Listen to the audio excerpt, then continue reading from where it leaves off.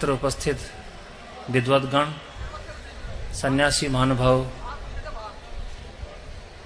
और दिल्ली की विभिन्न समाजों के मान्य अधिकारी महानुभाव, प्रधानों, मंत्रियों, कार्यकर्ताओं और इस होली परिवार स्नेह सम्मेलन के मान्य जो कार्यकर्ता हैं, मेरे सामने बैठे हैं, घूम रहे हैं, दौड़ रहे हैं। किन किन का नाम लूँ मैं? विनय जी, राज सिंह जी, आर्य, धर्मपाल जी, और मेरे सामने बहुत महानुभाव बैठे हैं जिनकी तस्वीरें, जिनके कार्य रोजाना टीवी पे देखते हैं, मासा धर्मपाल जी। महानुभाव, वैदिक संस्कृति के मूल दो ही सिद्धांत हैं। एक सच्चे ईश्वर की उपासना और दूसरा अग्निहोत्र। वैदिक व्यक्तियों की, वैदिक आर्यों की, धर्मानुयायियों की दो पहचान है। जिसके घर के अंदर परिवार के लोग प्रातःकाल और सायंकाल दोनों समय निष्ठा के साथ, प्रेम के साथ, श्रद्धा के साथ, रुचि के साथ परमपिता परमात्मा की उपासना करते हैं गदगद होकर के, वह भाग्य है। दूसरा कार्य है वैदिक धर्मियों का, विशेष जो उनकी विशेषताएं हैं वो अग्निहोत्र की है। जिनके घर में, समाज में नहीं, घर के अंदर यज्ञ होता है, अग्निहोत्र होता है, वो वैदिक धर्मी है। अनुभव, अग्निहोत्र के माध्यम से हम सारे विश्व को, जो आज अंधकार में भटक रहा है, हम उसको प्रकाश दे सकते हैं। सच मानिए, आप स्वयं को अनुभूति होती होगी, आज प्रकाश में अंधेरा है। मर्करी लाइट के अंदर, सन गन के अंदर कितनी लाइटें जल रही है, घर के अंदर सब चीज चमक रही है। घर में कमरे चमक रहे हैं, जूते चमक रहे हैं, बाल चमक रहे हैं, सोफा सेट चमक रहे हैं, गाड़ियां चमक रही है, सब कुछ चमक रहा है, बाल चमक रहे हैं, लेकिन मन में अंधेरा है, बुद्धि में अंधेरा है। हम वैदिक धर्मी, आर्य समाजी, स्वामी दयानंद के अनुयायी अग्निहोत्र के माध्यम से, वेद के माध्यम से संपूर्ण विश्व के अंधकार को हम मिटा करके वो प्रकाश की अनुभूति करा सकते हैं। देश नहीं, संपूर्ण विश्व भटक रहा है, किलबिला रहा है, ये अंधेरे के अंदर गिर रहा है, ठोकर खा रहा है कीचड़ के अंदर। महानुभाव, हमें समझना है ये यज्ञ क्या है, मेरा विषय दिया गया है। हम स्वयं, मैं समझता हूं, समझा नहीं पाए विद्वान, या हम समझ नहीं पाए हैं यज्ञ की परिभाषा को। हमने अग्निहोत्र को यज्ञ मान लिया। ध्यान देना मेरी बातों को। अग्निहोत्र यज्ञ का एक छोटा सा भाग है। मैं समझता हूं हम में से अधिकांश व्यक्तियों के मन में बात बैठी होगी, यज्ञ का मतलब हवन, यज्ञ का मतलब अग्निहोत्र। ऐसा नहीं है। यज्ञ एक विस्तृत शब्द है। मैंने विचार किया, शास्त्रों में आया है स्वर्ग कामो यजेत, स्वर्ग की कामना करने वाला व्यक्ति यज्ञ करे। तो मेरे मन में विचार आया, ये यज्ञ कुंड के अंदर 4 समिधाएं लगा करके, 8 समिधाएं लगा करके और 50 ग्राम घी डाल करके और 100 ग्राम सामग्री डाल करके व्यक्ति स्वर्ग को प्राप्त कर लेता है। मेरे मन में संशय रहा, लंबे काल तक रहा, 20, 25, 30 वर्ष तक रहा। लेकिन जब मैंने बार बार चिंतन किया, मनन किया, तो मेरे मन में गुत्थी खुली हो। मैं बताता हूं आपको। निरुक्त पढ़ा मैंने, वेद मंत्रों से संबंधित, यज्ञ से संबंधित मैंने अनेक मंत्रों का अवगाहन किया, तो प्रतीति हुआ अनुभव, हम यज्ञ के अर्थ को समझ नहीं पाए। यज्ञों वही श्रेष्ठतमम कर्म, हम सभी जानते हैं। इसका अर्थ हमने ये मान लिया, यज्ञ का मतलब है अग्निहोत्र। ये हमारी भ्रांति होगी। यज्ञ का अर्थ मैं बताता हूं आपको, जो मैंने वेदों को लंबे काल तक, 30 वर्ष तक पढ़ने के उपरांत मैंने निकाला, समझने प्रयास किया। स्वामी दयानंद जी की परिभाषाएं हैं। यज्ञ का मतलब है एक ऐसा कार्य जो अपने लिए नहीं, केवल अपने परिवार के लिए नहीं, तो केवल समाज के लिए नहीं, पशु पक्षियों के लिए, जो अन्यों के लिए, अन्यों के स्वास्थ्य के लिए, अन्य की उन्नति के लिए, प्रगति के लिए, निरोगता के लिए, दीर्घायुष्य के लिए जो व्यक्ति कार्य करता है और निष्काम भावना से और प्रामाणिक होकर के और वेदानुकूल, वो यज्ञ है। अर्थात कहने का मतलब केवल अग्निहोत्र यज्ञ नहीं है। एक अध्यापक जिसके पास के अंदर माता पिता अपने बच्चों को लेकर के जाते हैं और अध्यापक को कहते हैं ये मेरा बच्चा है, निर्बुद्धि है, अबोध है, इसको शिक्षा दीजिए। वह अध्यापक विद्यालय के अंदर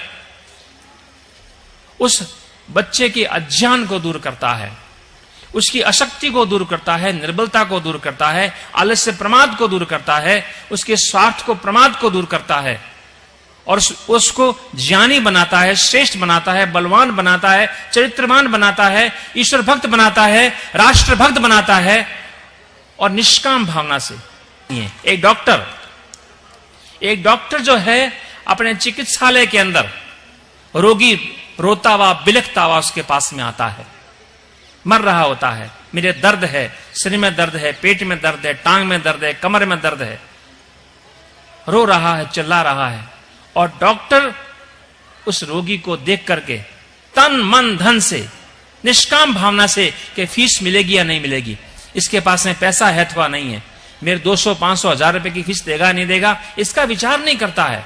उसके मन में एक ही विचार रहता है, ये रोगी रोता हुआ आया है, ये दर्द करके किसी प्रकार से उसको रोग को दूर करता है, उसको स्वस्थ करता है, निष्काम भावना से। वो डॉक्टर, चिकित्सक वो डॉक्टरी नहीं कर रहा है, वो हॉस्पिटल के अंदर यज्ञ कर रहा है।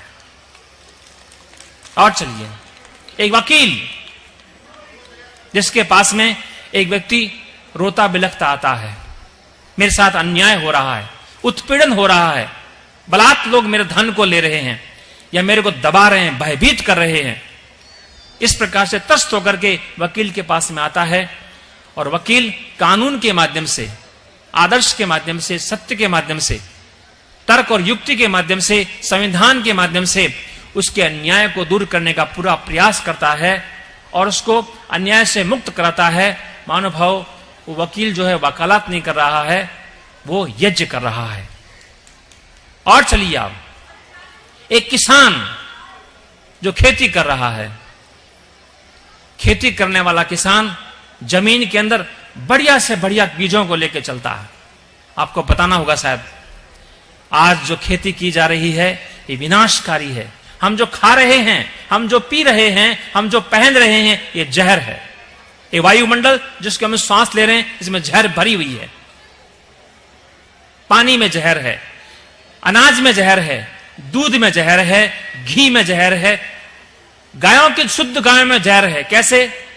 भूमि दूषित हो चुकी है, पानी दूषित है, आकाश मंडल सारा दूषित है।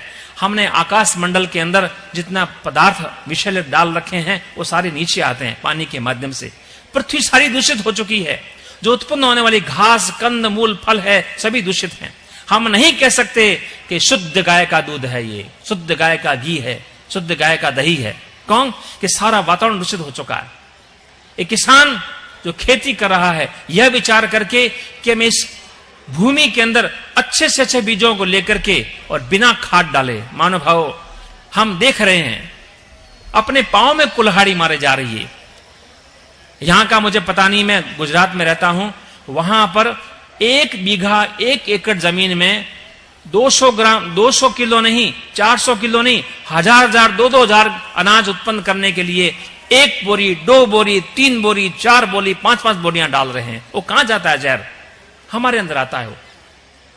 तो जो किसान यह विचार करके कि मेरे पास परमपिता परमात्मा की जमीन मिली हुई है, मैं सुंदर बीजों को, वेदों में देखिए, वेदों में आज के कृषि में और वेदों की कृषि में कितना अंतर है। वेदों के अंदर गेहूं हो, चना हो, चावल हो, मूंग हो, उसको घी से, दही से, दूध से, तेल से, इनसे मसल करके और भूमि में डालने का विधान है। और आज जहर को लपेट करके डाला जा रहा है। महानुभाव, वो किसान जो है बढ़िया बीजों को भूमि के अंदर डाल करके और पूर्ण पुरुषार्थ के साथ में अच्छी खेती करता है, ये विचार करता है मन के अंदर, इस मेरी खेती के अंदर उत्पन्न होने वाले अनाज, कंद मूल, फल है, शाक सब्जियां हैं, औषधियां आदि हैं, इनको खा करके मेरे देश के लोग बलवान बनेंगे, श्रेष्ठ बनेंगे, दीर्घायु बनेंगे, वीर्यवान बनेंगे और दीर्घायु बनेंगे। जो इस प्रकार से विचार करके और खेती कर रहा है, वो खेती नहीं कर रहा है, वो भूमि के अंदर यज्ञ कर रहा है। दूसरी बात सुनिए, और एक पुलिस वाला, सबके साथ लगा सकते हैं आप, एक बिल्डर, जो भी किसी क्षेत्र में है, जो कोई जिस क्षेत्र में कार्य कर रहा है, जहां निष्कामता हुई है, जहां प्रामाणिकता है, वहां पर यज्ञ है। एक झाड़ू लगाने वाला सड़क के ऊपर झाड़ू लगाता है, 4th क्लास व्यक्ति, स्वीपर जिसको हम कहते हैं, उसके मन में यह भावना है कि मेरे नगर के लोग, मेरे गांव के लोग जो है, सफाई जब होगी, मच्छर नहीं होगी, मक्खियां नहीं होगी, कीटाणु नहीं होंगे, साफ सफाई होगी, गंदगी नहीं होगी, रोग नहीं फैलेंगे, मेरे नगर के लोग स्वस्थ बनेंगे, बलवान बनेंगे। ऐसा विचार करके झाड़ू लगा रहा है और सड़क साफ कर रहा है, नालियों को साफ कर रहा है, निष्कामता से, केवल यह मन में भावना कि मेरे नगर के लोग स्वस्थ हों, बलवान हो, समृद्ध हों। वो झाड़ू नहीं लगा रहा है, वो यज्ञ कर रहा है।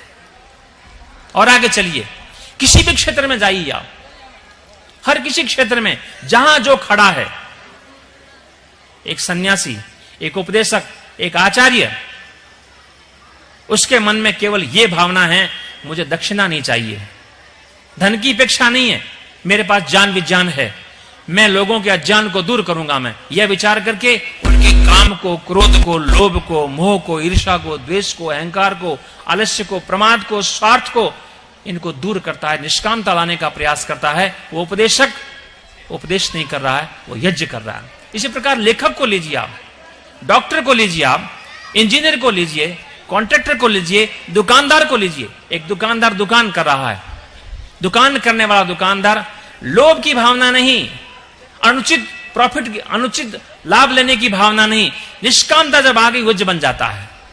अनुभव, हमें आज विश्व को प्रकाश देना है, ये प्रकाश का एक ही साधन है हमारे पास में। मैं जाता हूं विदेशों के अंदर, आज कनाडा के अंदर, अमेरिका के अंदर, यूरोप के अंदर, गल्फ कंट्रीज में, साउथ अफ्रीका के अंदर सैकड़ों व्यक्ति दैनिक यज्ञ करने वाले, भावनाएं फैल रही है। ये हमारी कमी है, ऐसा ना हो। मैं अनुभव कर रहा हूं, जैसे आज योगा का प्रचार स्वामी रामदेव जी ने किया है, लेकिन विश्व के अंदर हजारों की संख्या में, जिस देश में जाइए, इवन कम्युनिस्ट कंट्रीज के अंदर हजारों की संख्या में योगा सेंटर बन गए हैं आसन के। ऐसे ही कहीं ऐसा ना हो, यज्ञ जो अग्निहोत्र है, जिसको हम अग्निहोत्र को यज्ञ कहते हैं, ये विदेशों के अंदर प्रचार का होता जा रहा है। ऐसा ना हो पेटेंट करा लें। मानव, इसके माध्यम से हम आगे बढ़ सकते हैं। यज्ञ जो है हमारी गौरवमयी परंपरा है। मैं कहता हूं प्रामाणिकता से, जिस घर में यज्ञ होता है, यज्ञ की अग्नि जलती है, उस अग्नि को देख करके उससे व्यक्ति प्रज्वलित होकर के जीवन प्रकाश में बनते हैं। लेकिन हमने एक भूल कर दी है, हम आर्यों ने भूल कर दी है। हमने केवल इस 15 मिनट के कार्य को ही यज्ञ मान लिया और शेष दिनचर्या के अंदर यज्ञ के कार्यों को छोड़ दिया। मैं देखता हूं, ये बुरे कहने की बात नहीं है, ये सच्चाई है। ये हम घर में परिवार की बात कर रहे हैं, हमारा परिवार है, ये आर्यों का परिवार है। यज्ञ की अग्नि क्यों नहीं फैली? हमारा जीवन प्रकाशित क्यों नहीं हुआ? जो व्यक्ति शराबी, मांसाहारी, कबाबी, जुआरी, दुराचारी, व्यभिचारी, उनके मतपन संप्रदाय बढ़ते जा रहे हैं, और हम आर्यों के, वैदिक धर्मियों के, यज्ञ करने वालों के, निराकार की उपासना करने वालों के, हमारा जो मत है, ये क्यों सीमित है? इसके कारण हम ही हैं। हमने केवल अग्निहोत्र को तो स्वीकार किया, लेकिन दुकान के अंदर, घर के अंदर, स्कूल के अंदर, समाज के अंदर, जहां कहीं भी खड़े हैं, वहां याज्ञिक भावना हमारी नहीं आई, वहां त्याग की भावना नहीं आई, वहां संगठन की भावना नहीं आई। स्वामी दयानंद जी ने वेदों का भाष्य करते हुए सैकड़ों अर्थ लिखे हैं यज्ञ के। यज्ञ का मतलब सत्य बोलना। मेरी बातों को क्षमा करें, बुरा ना माने, मैं आपका दिल दुखाने के लिए नहीं आया हूं, लेकिन जो हृदय के अंदर जो भावनाएं हैं वो मैं बताने के लिए आता हूं। जो व्यक्ति अग्निहोत्र करता है, 10 मिनट लगाता है, 15 मिनट लगाता है, आधा घंटा लगाता है, अच्छी बात है, ये इसका निषेध नहीं है। लेकिन अग्निहोत्र करने वाला यदि अपनी दुकान के अंदर, स्कूल के अंदर, ऑफिस के अंदर, फैक्ट्री के अंदर, जहां कहीं भी कार्य करता है, यदि वो झूठ बोलता है, छलकपट करता है, अन्याय करता है, पक्षपात करता है, चोरी करता है, मिलावट करता है, हेराफेरी करता है, पक्षपात करता है, वो व्यक्ति अग्निहोत्र नहीं कर रहे हैं। उसको तो हम हरियाणी भाषा में कहें लक्कड़ फूंक तमाशा है ये। मैं देखता हूं ऐसे व्यक्तियों को। यज्ञ करने वाला व्यक्ति जहां कहीं भी होगा वो सत्य बोलेगा, वो धर्माचरण करेगा, वो अन्याय नहीं करेगा, पक्षपात नहीं करेगा, वो स्वार्थी नहीं बनेगा, लोभी नहीं बनेगा, ईर्ष्यालु नहीं बनेगा, अहंकारी नहीं बनेगा, विनम्र बनेगा, निष्कामता उसके अंदर रहेगी। यदि हम हर किसी भी क्षेत्र में जहां कार्य कर रहे हैं, यदि हमारे में याज्ञिक भावना है, त्याग की भावना है, संयम है, यज्ञ की स्थिति भी देखिए आप, यज्ञ से लाभ क्यों नहीं हो रहा है? महानुभाव, मैं देखता हूं समाजों में, आप भी देखते होंगे, इतनी बड़ी समाजें हैं, लोगों से मैं पूछता हूं, मैं आप यज्ञ करते हैं? हाँ मैं यज्ञ करता हूं। कहां करते हैं? समाज में करता हूं। महानुभाव, समाज में यज्ञ नहीं करना चाहिए। समाज के अंदर यज्ञ नए व्यक्तियों के लिए होता है, जिन व्यक्तियों को यज्ञ करना नहीं आता है। जिन व्यक्तियों ने 1 महीना, 2 महीना, 4 महीना, 6 महीना यज्ञ करना सीख लिया है, उनके घर में यज्ञ होना चाहिए। मैं कहता हूं सच्चा आर्य व्यक्ति समाज में तो यज्ञ करेगा ही, लेकिन घरों में यज्ञ करेगा। समाजों में देखते हैं हम क्या स्थिति हमारी, इसका प्रचार प्रसार होना चाहिए। देश के अंदर लगभग 3-4, 3,500 हजार समाजें हैं और वो समाजों की संख्या बढ़ती जा रही है। मैं निराशावादी बात नहीं कर रहा मैं, लेकिन 100 वर्ष के अंदर केवल मात्र आज गिनती करें तो मुश्किल से 10-15 हजार व्यक्ति मिलेंगे जिनके घर में दैनिक यज्ञ होता है। महानुभाव, हम कर सकते हैं, हमने प्रयास नहीं किया, संकल्प नहीं किया। हमारे गुरुजी स्वामी सत्यपति जी तो 250, 300, 400, 450, 500 व्यक्तियों तक हमने बिठाया। 3 दिन में उनको ट्रेनिंग दी, उनमें से आधे से अधिक व्यक्तियों ने यज्ञ करना प्रारंभ कर दिया। दिल्ली के अंदर हम संकल्प कर लें, सभाएं कार्य करें, अधिकारी लोग कार्य करें, मुझे आने वाले वर्ष के अंदर कम से कम 10 व्यक्तियों को याजिक बनाना, अपने पड़ोसी को, मित्र को, साथी को, अपने संबंधी व्यक्ति को, तो बन सकता है। आज मैं देखता हूं यहां पर 4-5 हजार आदमी हैं, ज्यादा भी होंगे शायद। यदि हम संकल्प कर लें कि हमें आने वाले वर्ष में 12 महीने में, 1 महीने में 1 बार, 2 महीने 1 बार, कोई बात नहीं, तो 6 व्यक्तियों को हम याजिक परिवार बना सकते हैं। महानुभाव, कार्य करने से होगा। हमारे गुरुजी कहते हैं सत्य की विजय अपने आप नहीं होती है, सत्य को जिताया जाता है। सत्य के लिए हम प्रयास करेंगे, जूझेंगे। और आज तो सत्य का प्रयोग करना, सत्य को मानना, सत्य का प्रचार प्रसार करना बहुत कठिन हो गया है। इसके लिए जूझना पड़ता है। महानुभाव, यदि हम प्रयास करेंगे तो निश्चित रूप से यज्ञ की परंपरा जो है सारे विश्व में फैल सकती है। अभी पीछे कनाडा गया था मैं। एक चीज और बताऊंगा मैं आपको यज्ञ के प्रसार के दृष्टिकोण से। हमें इस यज्ञ की परंपरा को सरल बनाना चाहिए थोड़ा। पौराणिकों में तो जंजाल जैसा है ही, लेकिन मैं देखता हूं आजकल आर्य समाज के अंदर भी लोग जो आर्य समाज में आते हैं वो ये विचार करते हैं कि यज्ञ का मतलब है 1 घंटा लगाना, 1.25 घंटा लगाना अथवा आधा घंटा लगाना। इसमें ये भी होना चाहिए, ये भी होना चाहिए, ये भी होना चाहिए। अच्छी बात है, हम निषेध नहीं करते हैं, ऋषियों की मान्यताओं को हम निषेध नहीं करते हैं, लेकिन लोगों के पास में बहाने हैं। हमारे पास टाइम नहीं है, टाइम नहीं है। मैं पिछले 15 वर्ष से ये कार्य कर रहा हूं, लोग कहते टाइम नहीं है, तो हमने विचार किया ये लोगों की टाइमनेस का बहाने को दूर करना चाहिए। तो यज्ञ को सरल और संक्षिप्त और कम समय वाला बनाने का प्रयास किया। अब आप विचार कीजिए, मेरी बातों का लोगों ने खंडन किया, आज भी कर रहे हैं। मैं आपसे एक प्रश्न करता हूं, क्या स्वस्ति वाचन बोल करके, शांतिकरण बोल करके, ईश्वर स्तुति प्रार्थना उपासना को बोल करके इसमें 2 घंटा 5 मिनट गायत्री मंत्र से इसको शुरू कर दिया। ये लो 5 मिनट में ओम भूर्भुवः स्वः 3 मंत्र बोल दीजिए और गायत्री मंत्र से 16 होती दीजिए आप। ये कर लिया उन्होंने, प्रारंभ कर दिया। सप्ताह में 1 बार करूंगा मैं। कई परिवारों ने शुरू किया। उसके बाद मैं इंग्लैंड आया। 1 महीने के बाद उनका मेरे पास में टेलीफोन आया, आचार्य जी आपने 5 मिनट के अंदर हमको यज्ञ सिखाया, हमने 1 महीना किया है। उस अग्नि ने हमको प्रेरणा दी, हमारे अंधकार को दूर किया। आज हम दैनिक कर रहे हैं, इतना ही नहीं, हम स्तुति प्रार्थना उपासना के मंत्रों को भी कर रहे हैं और विशेष मंत्रों को हमने जोड़ दिया है, इससे हमको प्रेरणा मिली। मानव लोगों को पहले सिखाने के लिए सरलता देनी चाहिए। मैं लोगों को कहता हूं, मैं आप घी की आपको 1 किलो घी नहीं लगाना है, आधा किलो नहीं लगाना है, 100 ग्राम नहीं लगाना है, 50 नहीं लगाना है, 25 नहीं लगाना, आप 2 चम्मच घी लीजिए। घर में अग्नि तो जलाइए एक बार। हम इसके सामने एक बोझ सा खड़ा कर देते हैं। मानव यज्ञ की अग्नि को हम जब तक नहीं फैलाएंगे, जब तक हम वैदिक धर्म का पूरा प्रचार नहीं कर सकेंगे। मेरी मान्यता यह है, मैंने ऐसा अनुभव किया है, जिसके घर में यज्ञ होना शुरू जाता है वो व्यक्ति वैदिक धर्मी बन जाता है। यज्ञ करने वाला जल्दी भी उठेगा, व्यायाम भी करेगा, स्नान भी करेगा, स्वाध्याय भी करेगा, दान भी देगा, उसके घर में विद्वान भी आएंगे। लेकिन मैंने अनुभव किया है कि थोड़ा सा व्यक्ति निष्काम भावना से कार्य करे, बुद्धिमत्ता पूर्वक और सरल बना दे, तो यज्ञ की परंपरा तीव्र हो सकती है। मैं गुजरात में रहता हूं, कम से कम 20 समाज ऐसी हैं जिनके अंदर आज से 15 वर्ष पहले, 20 वर्ष पहले कबूतर आते थे, कौवे आते थे। वहां पर उन समाजों को खुलवाया हमने, वहां प्रवचन करने गए हम, वहां हमने यज्ञ लगाए, शिविर लगाए। 100 वर्षों से जिस समाजों के अंदर 80 वर्ष के समाजों में जहां एक भी व्यक्ति दैनिक करने यज्ञ करने वाला नहीं था, वहां हमने 60, 70, 80, 100 व्यक्ति दैनिक यज्ञ करने वाले बना दिए। हमारा तरीका होना चाहिए करने का, कर सकते हैं आप। हमारे विनय जी कहां गए हैं?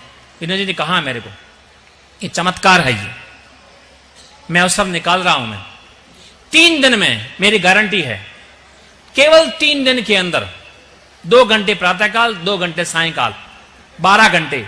12 घंटे के अंदर आधा घंटा प्रैक्टिकल यज्ञ होता है 6 बार, और 1.5 घंटे यज्ञ का परिणाम, प्रभाव, लाभ, उसकी शंका समाधान, उसकी उपयोगिता आदि आदि बातें बता करके व्यक्ति के दिमाग में बैठा दिया जाता है। यज्ञ करना अनिवार्य है, जैसे रोटी खाना अनिवार्य है, स्नान करना अनिवार्य है, शौच करना अनिवार्य है, उसी प्रकार से यज्ञ करना भी अनिवार्य है। ये व्यक्ति के दिमाग में बैठ जाता है तो करना चाहिए। मानव हमारी कमी है। एक कहावत है ना, एक जमाना क्या कहते हैं, वो सुन रहा था बड़ी चाह से, हम ही सो गए कहते कहते। लेकिन आज मैं दिल्ली में शायद पहली बार आया हूं। मैं राजसिंह जी बहुत बार कहते हैं, विनय जी ने बहुत आग्रह किया। मानव इतनी बड़ी समाज की व्यक्तियों को देख करके कितना हर्ष होता है, कितनी बड़ी सेना है ये। इतने व्यक्ति मिलकर तो सारे दिल्ली को हम प्रज्वलित कर सकते हैं। और मैं विशेषकर माशा जी का, हमारे सहगल जी बैठे हैं यहां पर, उनका भी मैं करना चाहूंगा। माशा जी ने तो बड़ा परोपकार का कार्य किया, पता नहीं किसने प्रेरणा दी है। ये स्वामी दयानंद जी का चित्र मैं अनुभव करता हूं। स्वामी विवेकानंद जी को, दयानंद जी को जानते ही नहीं थे लोग। मानव आर्य समाज वास्तव में एक वैज्ञानिक धर्म है। स्वामी दयानंद जी ने जो हमारा बिल्कुल लुप्त हो गया था, जो हमारा छीन लिया गया था, जिनसे हमारा दब गया था, जिसको हमने भुला दिया था, स्वामी दयानंद ने उसको याद कराया है। अब हमारा दायित्व है, हमारा दायित्व है इस संध्या की परंपरा को, आदर्श परंपरा को, यज्ञ की परंपरा को हम चलाएं। हमने अनुभव किया है। अंत में एक बात कहता हूं, कितना समय है जी मेरा? 2 मिनट। अंत में एक ही बात कहूंगा मैं, यज्ञ भी गौण है हमारे लिए। आर्य समाज के स्वामी दयानंद जी के वेदों के सार रूप में कोई बात मैंने अध्ययन करके निष्कर्ष रूप में निकाली है, वो एक निकाली है, हमारे गुरु से सीखी है। व्यक्ति के दिमाग के अंदर, बुद्धि के अंदर एक बात हम बिठा दें कि परमपिता परमात्मा सर्वव्यापक, सर्वज्ञ, सर्वशक्तिमान, न्यायकारी, कर्म फलदाता हमें हर समय देख रहा है, सुन रहा है, जान रहा है। बचपन से लेकर अब तक हमने जो कर्म किए हैं, हमने अपने कार्यों को अपनी पत्नी से, बच्चों से, माता पिता से, साथियों से, सबसे हमने छुपा लिए हैं। लेकिन वो ईश्वर हमको देख रहा है, उसे छुपा हुआ कोई नहीं है। वो परमपिता परमात्मा एक एक क्षण हमारे हृदय में बैठा हुआ हमारे क्रियाकलापों को देख रहा है। उस ऐसे ईश्वर को जो व्यक्ति मन में अपनी बुद्धि में बैठा ले, वो व्यक्ति सब कुछ सीख जाएगा। उसको बताने की आवश्यकता नहीं है, यज्ञ करो, स्वाध्याय करो, सत्संग करो, दान दो, पुरुषार्थ करो, सत्य बोलो, कुछ सिखाने की जरूरत नहीं है। एक चीज हम बिठा लें, व्यक्ति की बुद्धि के अंदर जब बैठ जाएगा कि एक सर्वव्यापक, सर्वज्ञ, सर्वशक्तिमान, न्यायकर सत्ता हमारी मन में, हमारी बुद्धि में, हमारी आत्मा में बैठी है और हर समय दिख रही है, ये अनुभूति हर पल बनी रहे। ध्यान देना मेरी बात को, मेरी बात का बुरा ना माने। जो व्यक्ति, दार्शनिक दृष्टिकोण से बता रहा हूं, जो व्यक्ति जितने काल तक खा रहा है, पी रहा है, उठ रहा है, बैठ रहा है, बोल रहा है, जितने समय तक अपने मन के अंदर यह विश्वास बनाए रखता है कि परमपिता परमात्मा मेरे को देख रहा है, सुन रहा है, जान रहा है, उतने काल तक आस्तिक है। इसके विपरीत जितने काल तक व्यक्ति भूल जाता है ईश्वर को, यज्ञ करते हुए भूल जाता है, ध्यान करते हुए, भोजन करते हुए, व्यायाम करते हुए, कारोबार करते हुए, धंधा करते हुए भूल जाता है, तो समझना चाहिए नास्तिक बन जाता है दार्शनिक दृष्टिकोण से। इसलिए सबसे बड़ा कार्य ये भी यज्ञ है कि हर पल, हर क्षण अपने मन के अंदर ये विश्वास बनाए रखें, मुझे दुनिया को दिखा करके अपने जीवन को नहीं चलाना है, उस परमपिता परमात्मा को जो मेरे हृदय में बैठा है उसको अपने आप को दिखाकर जीवन चलाना। यदि ये सत्ता, ये विश्वास, ये श्रद्धा व्यक्तियों के मन में हमने बिठा दी, सब प्रचार हो जाएगा। बस एक काम करना है, निराकार परमपिता परमात्मा की अच्छी उपासना व्यक्तियों के मन में करने की भावना आ जाए तो हो सकता है। इतना कहकर मैं विराम देता हूं। ओम शांति।